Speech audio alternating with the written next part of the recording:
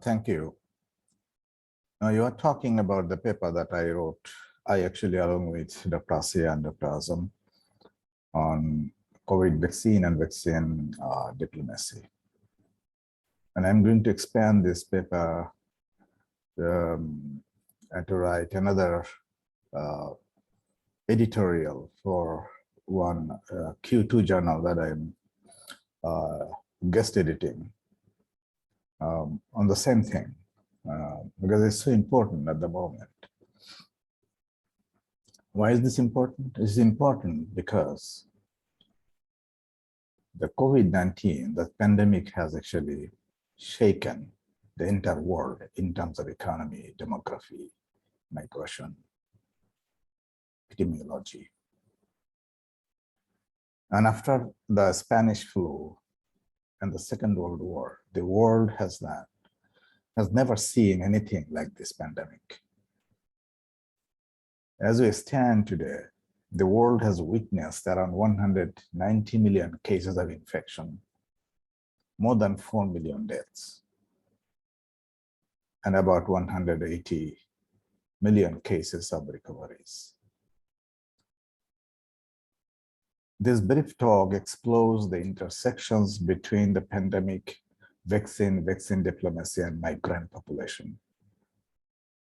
In doing so, I will shed light on three significant stumbling blocks and the catastrophic implications that the world is undergoing at the moment. And the economic ramifications and the effects on the migrant community, including the refugees and the vaccine development and distribution. These are the three stumbling blocks. And in terms of economic impact, and as we know, that approximately 90% of the flights have been grounded because of this pandemic, and leaving millions of travelers stranded in transit, in origin and destination countries. Around 80 million migrants are trapped as a result, here and there. A total of $9 trillion in global GDP has been lost, which is equivalent to 10%, almost 10% of the entire GDP of the world. And approximately 600 million full-time jobs have been vanished. Vaccine and vaccine distributions remains a critical issue.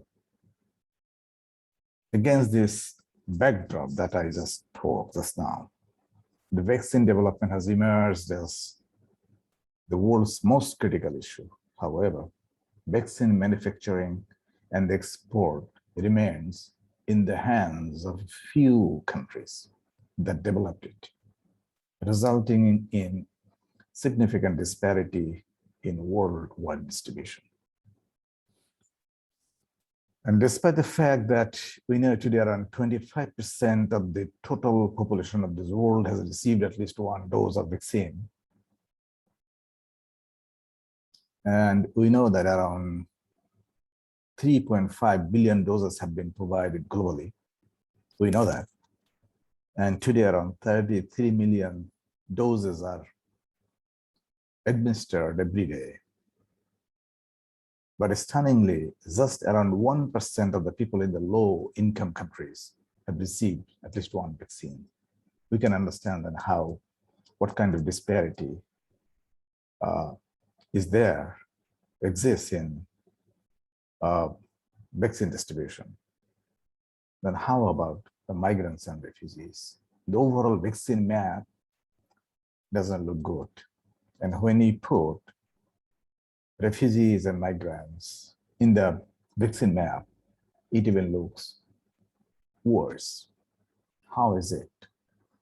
Less than 0.5%, it means 0.5% of the migrants receive vaccines.